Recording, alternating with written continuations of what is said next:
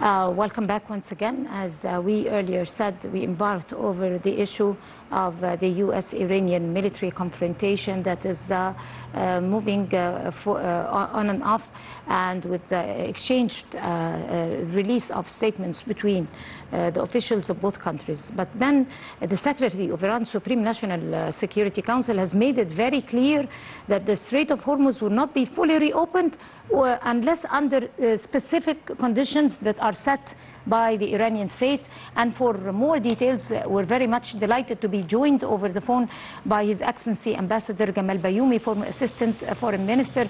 Good afternoon, Ambassador Bayoumy. Good afternoon, how are you? It's a real pleasure to have you here. And let us first embark over a very funny statement that came on the part of President Donald Trump, that he said that the U.S. is claiming the Strait of Hormuz as a U.S. territory. And then he came back and said, well, that was a joke. So the exchange of release, especially the statements released by the United States, has become way over the bounds. To an extent that the American president claims that sometimes he is joking about the statements. So those statements affect the prices of energy and oil at a very high stake. So how do you assess that particular situation on the U.S. side? Unfortunately, as a diplomat, I cannot, of course, criticize the president of any other country with a good relation with Egypt, especially United States. But here we have a funny situation where the president is talking without consulting his very close people, whether in the Foreign Office or the Ministry of Defense. If he listened a little bit, he would make all these mistakes. And then he's saying it's a joke. A president in the size of the president of the United States mustn't joke, because this affects the stand of other people who are engaged in this situation. Anyway, now we know exactly that whenever President Trump is talking, we do not react immediately. We have to wait and see until we see the realities. So he said that Panama is a part of the United States, that Canada is a part of the United States. It's not his first mistake, but we have to expect continuous problems like that, and we have to wait and see and not react or to be nervous about what is saying. Well, that might make a lot of sense when it comes to politicians who are already fully aware of those mistakes and they do not react immediately.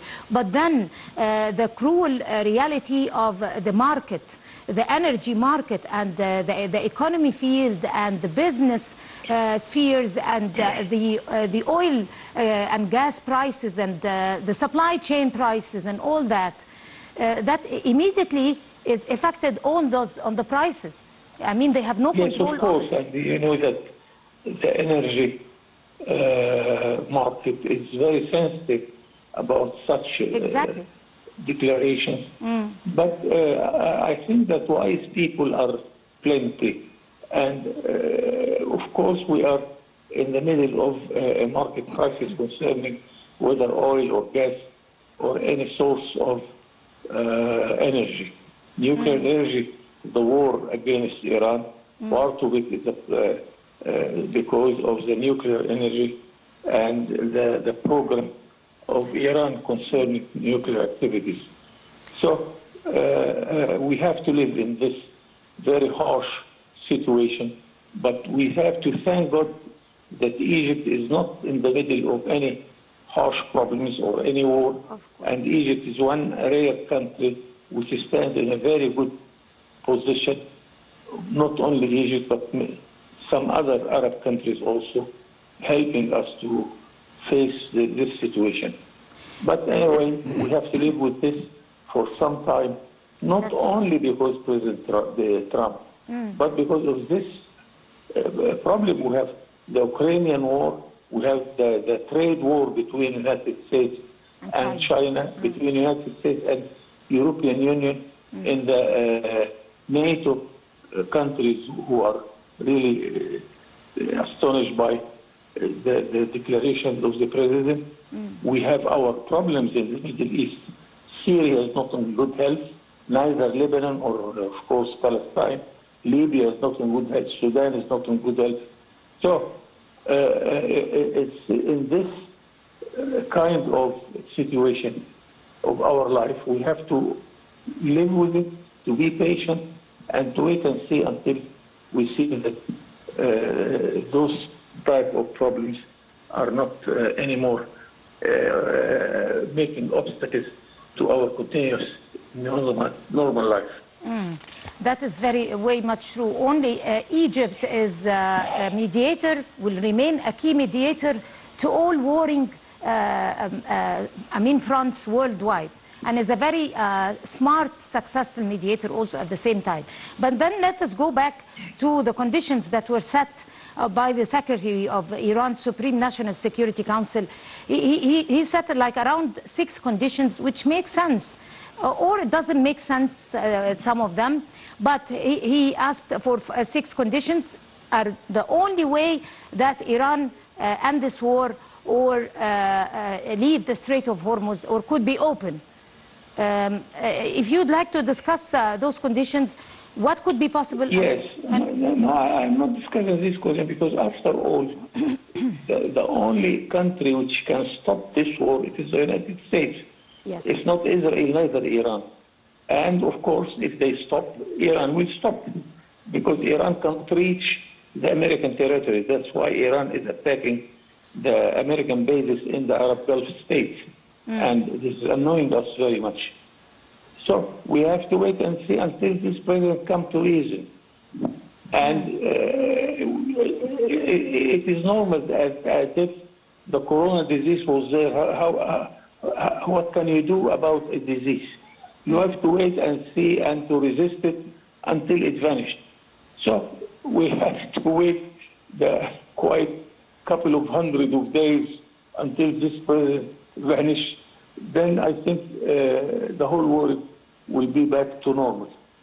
Right. Also, Tehran talked about one of the very specific conditions. They talked about the U.S. that should permanently cease all military action against Iran and its allies in Lebanon should withdraw. They talked about the Israeli Hezbollah war and Israel seizing some parts of South Lebanon. What type of condition? Talking about Hezbollah, although we have our enemies, but also we have our lack of confidence concerning some Arab parties. Upon them is Hezbollah. Hezbollah is a sort of state within the state of Lebanon. He doesn't recognize the central government. He doesn't listen to the army. They have their own army and they are not ready to abide to the international law, and they are fighting Israel without consulting with any other forces in the Arab world. The second problem is Hamas.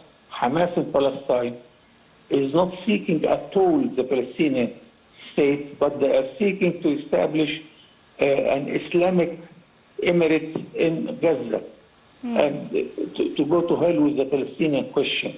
And when they are talking one day about lifting their army, or they are fighting, and they are fighting also without consulting us. So this is another failure in the Arab position. The third is the Houthis in Yemen, who are attacking the ships who are going to the Red Sea and the Suez Canal. And our president and our Minister of Foreign Affairs told us that we lost billions of dollars because of the change of the situation of navigation in the Red Sea and, of course, of the Suez Canal. So we have our own mistake and our own failure on the Arab front also, and we have to live with this. So Right. most of the Arab world is not in good health. So again, I repeat that thank God that Egypt is among very few countries in the whole world who is still growing positively.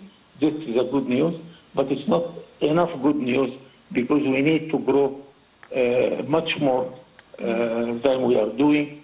Because one good reality in Egypt that we gave birth to 28 million children in the last 10 years. We have to work more and produce more and grow our economy much more than the birth rate in our country. Right. So these are realities. What we are keen to explain it to our people in order to see the challenge we are facing. But we are up to it, and I am quite sure that Egypt can do it, inshallah, in the very near future. Inshallah. At the end, I would like to thank you, of course, Your Excellency Ambassador Gamal Bayoumy, Thank former you. Assistant Foreign Minister. It has been a good pleasure to have you here inside the Middle East, and you have a good evening. Enjoy your time. And